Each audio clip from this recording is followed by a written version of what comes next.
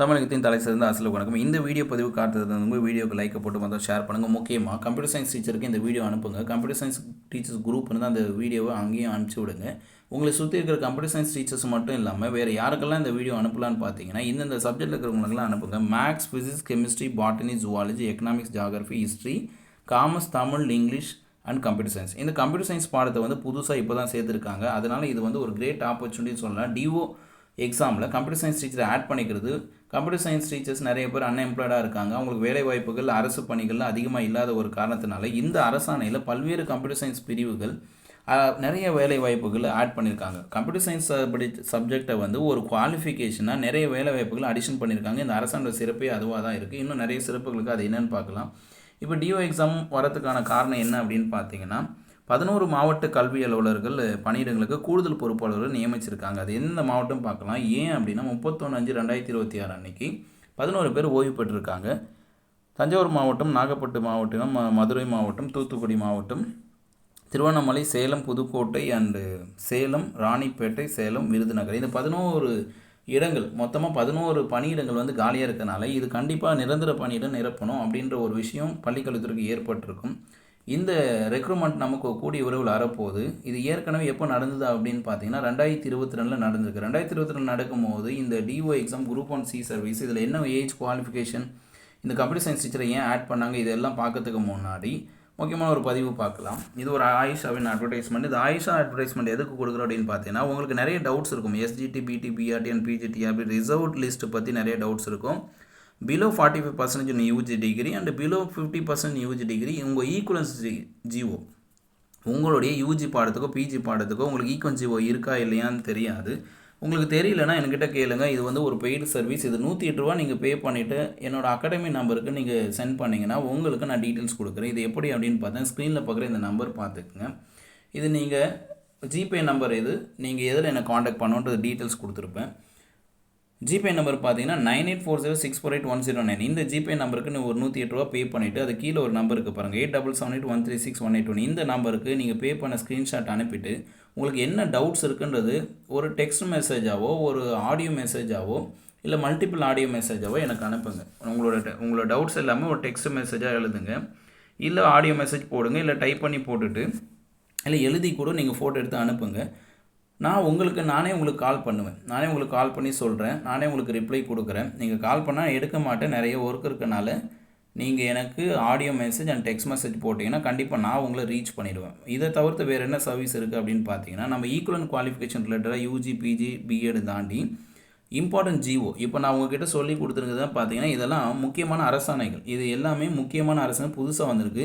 இந்த அரசாணைகளில் உங்களுக்கு ஏதாவது புரியல, தெரியல, இதை விளக்கப்படுத்துங்க, இதை டீட்டெயிலாக சொல்லுங்கள், எனக்கு வந்து இது தெரிஞ்சுக்கணும்னு ஆசைப்பட்றேன் அப்படின்னா நீங்கள் ஒரு 108 ரூபா பே பண்ணிவிட்டு அதையும் எனக்கு சொல்லுங்கள். சார் இந்த பேஜில் இருக்கிறது எனக்கு புரியல, இந்த கண்டென்ட் எனக்கு புரியல.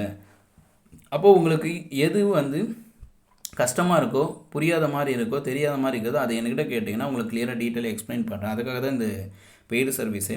அதனால தான் இம்பார்ட்டன்ட் ஜிஓ பிடிஎஃப்ஸ் இருந்தாலும் உங்களுக்கு நான் பிடிஎஃப் அனுப்பலாம், உங்களுக்கு விளக்கம் வேணும். அடுத்து ஆல் கோர்ட் ஆர்டர்ஸ் வந்து ஜட்ஜ்மெண்ட்டு. தமிழ்நாட்டில் மதுரை மற்றும் சென்னை உயர்நீதிமன்றத்தில் நிறைய கோர்ட் ஆர்டர்ஸ் இருக்குது. சில நேரங்களில் உங்களுக்கே கோர்ட் ஆர்டர்ஸ் படிக்கணும், அதை விளக்கப்படுத்தணும்னா அகாடமியை காண்டாக்ட் பண்ணுங்கள், உங்களுக்கு நான் சர்வீஸ் பண்ணுறேன். And as well as guidance and doubt clarification. உங்களுக்கு எக்ஸாம் பற்றி ரிலேட்டடாக கைடன்ஸ் அண்டு எல்லாமே கிளாரிஃபிகேஷன் பண்ணுறதுக்காக தான் இந்த பிடி சர்வீஸு. ஸோ ஸ்க்ரீனில் நம்பர் இருக்கிறத காண்டாக்ட் பண்ணிங்க. ஒரு நம்பரில் நீங்கள் வந்து ஜிபே பண்ணணும், இன்னொரு நம்பரில் நீங்கள் என்ன காண்டாக்ட் பண்ணணும், அது 2வது நம்பர். சரி, இந்த தகவலுக்குள்ளே போகலாம். இது முக்கியமான தகவல் என்ன அப்படின்னு பார்த்தீங்கன்னா இந்த 11 பணியிடங்கள் நமக்கு எப்போ சார் இந்த டிஎன்பிசி தாண்டி இந்த டிஎன்பிசி டியூ எக்ஸாம் வரும் அப்படின்னு பார்த்தீங்கன்னா முதல் டார்கெட்டு இந்த ஜூன் மாதம் 2026 மே மாதம் 2027 கண்டிப்பாக ஒரு ரெக்ரூட்மெண்ட் இந்த 11 பணியிடத்துக்கு வரும். ஏன்னா 2024 11 பணியிடத்துக்கு ஏற்கனவே எக்ஸாம் வச்சு அதை நிரப்பியிருக்காங்க. இருந்தாலும் அதில் கோர்ட்டு கேஸ் இருக்கிறதா ஒரு தகவல் இருக்குது. அதை பற்றி டீட்டெயிலாக அடுத்த பதிவில் பார்க்கலாம். அண்ட் தென் முக்கியமான ஒரு விஷயம், நமக்கு இந்த 2027 மேக்குள்ளே எக்ஸாம் வரல அப்படின்னா இன்னொரு டார்கெட் இருக்குது. அடுத்து 2027 ஜூன்லேருந்து மே 2028 இன்னொரு டார்கெட் இருக்குது. அப்போது 2 வருஷத்துக்குள்ளே என்ன ஆகணும் அப்படின்னு பார்த்தீங்கன்னா இந்த புதிய அரசாணையின்படி கம்ப்யூட்டர் சயின்ஸ் டீச்சர்ஸுக்கும் ஒரு வாய்ப்பு கொடுக்கணுன்ற வகையில் பார்க்கும்பொழுது இப்போ 11 பணியிடங்களுக்கு இந்த 11 பணியிடங்களுக்கு கண்டிப்பாக ஒரு டிஓ தேர்வு வருது. யாரெல்லாம் இதை வந்து புரிஞ்சுக்கிட்டீங்கன்னு ஒரு லைக்கை போட்டு உங்களுக்கு தெரிஞ்சவங்களுக்கெல்லாம் அனுப்புங்க. முக்கியமாக இது கம்ப்யூட்டர் சயின்ஸ் டீச்சர்ஸுக்கு முக்கியத்துவம் வாய்ந்தது மட்டும் இல்லாமல் மற்ற பாடப்பிரிவுக்கு ஒரு அடிஷ்னல் குவாலிஃபிகேஷன் ஒரு அடிஷ்னல் வாய்ப்பு இது. Mathematics, physics, chemistry, botany, zoology, commerce, geography, history and economics, Tamil, English and computer science இந்த டீச்சர்ஸ் எல்லாமே இது வந்து முக்கியமான ஒரு வாய்ப்பாக பார்த்துக்குங்க. இது உங்களுக்கு கண்டிப்பாக ஒரு வகையில் உதவும். ஏன்னா இதில் அப்பர் ஏஜ் லிமிட் வந்து பார்த்தீங்கன்னா ஓசி கம்யூனிட்டிக்கு மட்டும்தான் ஏஜை வந்து லிமிட் பண்ணியிருப்பாங்க. மற்றவங்க யாருக்குமே வந்து ஏஜ் லிமிட் வந்து அப்பர் ஏஜ் லிமிட் தான் எப்படி கொடுத்துருப்பாங்க, நோ ஏஜ் லிமிட் கொடுத்துருப்பாங்க. 60 வயசு வரையும் எழுதலான்றது தான் இதோட குவாலிஃபிகேஷனோட ஸ்பெஷாலிட்டி. இது பார்த்தீங்கன்னா என்ன கொடுத்துருக்காங்க, முதல் பாயிண்ட் பாருங்கள். SC, SCA, ST, MBC and DNC, BC, OBC and BCM இவங்க எல்லாருக்குமே இது உள்ளே இருக்கிற எல்லா மாற்றுத்திறனாளிகளுக்கும் இது பொருந்தும். And destitute widows for all category. இதில் வந்து டிஓவில் இன்னொரு சிறப்பு என்ன பார்த்தீங்கன்னா, டெஸ்டிடியூட் விடோ இருக்கிறவங்களுக்கும் இதில் வந்து வாய்ப்பு கொடுக்குறாங்க. தனி ரிசர்வேஷன் இல்லைனாலும் இதில் ஒரு கிளாஸிஃபிகேஷன் நம்ம வந்து நோட்டிஃபிகேஷனை பார்க்கும்போது புரியும். இவங்களுக்கு நோ ஏஜ் லிமிட். 30 வயசா சார், 40 வயசா சார், 50 வயசான்றதை விட 60 வயசுக்குள்ளே இருக்கிறவங்க இந்த எக்ஸாமை எழுதலாம். இப்போ யாருக்கு சார் ஏஜ் வந்து லிமிட் பண்ணுறாங்கன்னு பார்த்தீங்கன்னா, அதர்ஸ் மேலே காமிச்சிருக்காங்க இல்லைங்களா, எஸ்சி, எஸ்சி, எஸ்டி, எம்பிசி இவங்களை தவிர்த்து அதர் கேஸ்ட் ஓசி பிரிவினருக்கு மட்டும் என்ன பண்ணுறாங்க, ஓப்பன் மார்க்கெட் 32 வயசு வரை நிர்ணயிச்சிருக்காங்க. ஸோ மேக்ஸிமம் வயசு வந்து பார்த்தீங்கன்னா 32. அது கூட பார்த்தீங்கன்னா 2 வருஷம் ரிலாக்ஸேஷன்றது செப்டம்பர் 2020 ஒரு ஜியோ போட்டிருக்காங்க. அந்த 2 வருஷம் ரிலாக்ஸேஷனை கூட இப்போ என்ன பண்ணியிருக்காங்க அப்படின்னு பார்த்தீங்கன்னா, அந்த 2 வருஷம் ரிலாக்ஸேஷனு செப்டம்பர் 2026 வரை தான் செல்லுபடியாடுன்னு சொல்லியிருக்காங்க. ஏன்னா இந்த கொரோனா காலகட்டத்தில் இது எக்ஸ்டெண்ட் பண்ணியிருந்தாங்க. இந்த ப்ரொவைடட் அது ஏஜ் லிமிட் வந்து 2 வருஷம் ஏன் இன்க்ரீஸ் பண்ணாங்க, இப்போது ஓசி பிரிவினருக்கு அப்படின்னு பார்த்தீங்கன்னா அதர் கேஸ்ட்டை பொறுத்த வரைக்கும் 30 வயசு வரையும் தான் எழுதணும். ஓசிக்கு ஜென்ரலில் 30 வயசு தான் எழுதணும். கொரோனா காலகட்டத்தில் லேட்டாக எக்ஸாம் நடந்தனால அப்போதைக்கு ஒரு ஜியோ போட்டு 2 வருஷம் எக்ஸ்டெண்ட் பண்ணியிருந்தாங்க. பிடிஆர் தியாகராஜன் நினைக்கிறேன், அவருடைய தலைமையில் அவர் சட்டசபையில் சொல்லியிருந்தார் 2 வருஷம் எக்ஸ்டெண்ட் பண்ணியிருந்தாங்க. அப்போது இதோட வேலிடிட்டி எப்போ நடக்குது பார்த்தீங்கன்னா, செப்டம்பர் 2026 வரைக்கும் தான் 32 வயசு வரையும் அந்த ரிலாக்ஸேஷன் செல்லுபடியாகும். நோட்டிஃபிகேஷன் நமக்கு செப்டம்பர் 2026க்குள்ளே வந்தால் ஓசி பிரிவினர் என்ன பண்ணலாம், 32 வயசு வரையும் கூட எழுதலாம். ஆனால் நோட்டிஃபிகேஷன் நமக்கு அக்டோபர் நவம்பரில் வந்துருச்சுன்னா 30 வயசில் இருக்கிறவங்க தான் அப்ளை பண்ண முடியும். இதுதான் இதில் இருக்கிற ஒரு மிகப்பெரிய ட்விஸ்ட்டு. இந்த ட்விஸ்ட்டு உங்களுக்கு இது புதுசாக இருக்குது, ரொம்ப கரெக்டான பாயிண்ட்டை கரெக்டாக இடத்துல சொல்லித்தரீங்க சார் அப்படின்னா உங்களுடைய கமெண்ட்டை, உங்கள் கருத்தை பதிவு பண்ணுங்கள். இந்த வீடியோவோட உண்மைத்தன்மை நிறைய பேருக்கு தெரிய வரணும். நம்ம சும்மா ஒரு ஏஜ் குவாலிஃபிகேஷனு எக்ஸாம் அப்படின்னு சொல்கிறத விட இதில் என்னென்ன பாதிப்புகள் இருக்குது, என்னென்ன ப்ளஸ் பாயிண்ட் இருக்குன்றது தெரிஞ்சுக்கணும் இல்லையா. இல்லை முக்கியமான ப்ளஸ் பாயிண்ட் எங்கே சார் இருக்குது, அதிகமான ப்ளஸ் பாயிண்ட் எங்கே இருக்குது அப்படின்னு பார்த்தீங்கன்னா இந்த குவாலிஃபிகேஷன் தான். டெஸ்டிடியூட் விடோ இன்னும் எல்லா கேட்டகரியிலுமே எல்லா கேட்டகரியில் இருக்கிறவங்களுக்கும் நோ ஏஜ் லிமிட் கொடுத்துருக்காங்க. அப்படின்னா 60 வயசு வரையும் நம்ம இந்த எக்ஸாம் எழுதுறதுக்கு வாய்ப்பு கொடுத்துருக்காங்க. இதில் யாருக்கு இழப்புனா ஓசி கம்யூனிட்டிக்கு தான் இழப்பாக இருக்குது. இது வந்து ஓப்பன் மார்க்கெட் காமனாக போட்டிடுறவங்க 32 வயசு வரையும் எழுதலான்றது 2 வயசு எக்ஸ்டென்ஷன் வந்து இந்த மாதம் இந்த வருஷம் செப்டம்பரோடு முடியுது. இதில் யாருக்கு பிரச்சனை பார்த்தோன்னா, அரசாங்கம் லேட்டாக எக்ஸாம் வச்சதுனால தான் இது நடந்திருக்கு. போன வருஷம் எக்ஸாம் வச்சுருந்தா கூட ஓகே, அதுக்கு முன்னாடி வச்சாலும் பரவாயில்ல, லேட்டாக வைக்கிறாங்க. இருந்தாலும் ஓசிக்கு இழப்பு. செப்டம்பர் 2026 நோட்டிஃபிகேஷன் தான் வாய்ப்பு. செப்டம்பருக்கு அப்புறம் வந்தால் 30 வயசு வரை முடிச்சுக்கணும். இது புரிஞ்சிருக்கும்னு நினைக்கிறேன். மற்றவங்களும் சொல்லிவிடுங்க.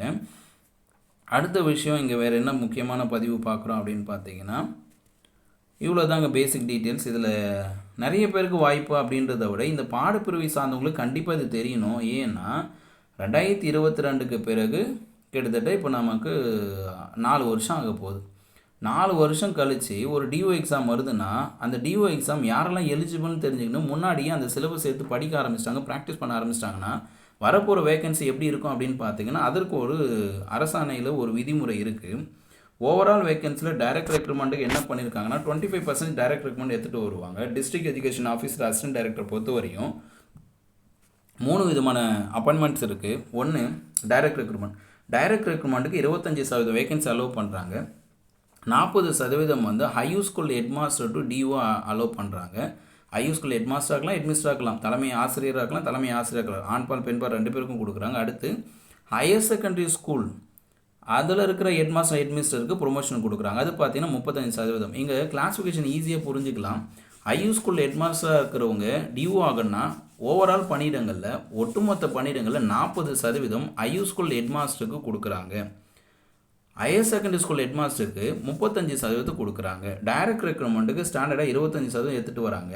இதில் கீழே பார்த்தீங்கன்னா இந்த 25% என்ன கொடுத்துருக்காங்க பார்த்தீங்கன்னா, the 25 vacancy earn marks and direct recruitment 20% for open market. அப்போ 25% ஓப்பன் மார்க்கெட்டில் என்ன வருமானா 25% வந்து வேலைவாய்ப்பு இல்லாத வெளியில் இருக்க இளைஞர்களுக்காக இதை கொடுக்குறாங்க. அதில் ஒரு 5% தனியாக பிரித்து யாரை கொடுக்குறாங்க பார்த்தீங்கன்னா 5% for teacher and recognise aided schools and higher secondary school கொடுக்குறாங்க. ஸோ கவர்மெண்ட் எய்டட் ஸ்கூலில் இருக்கிறவங்களுக்கு ஒரு 5% கொடுக்குறாங்க.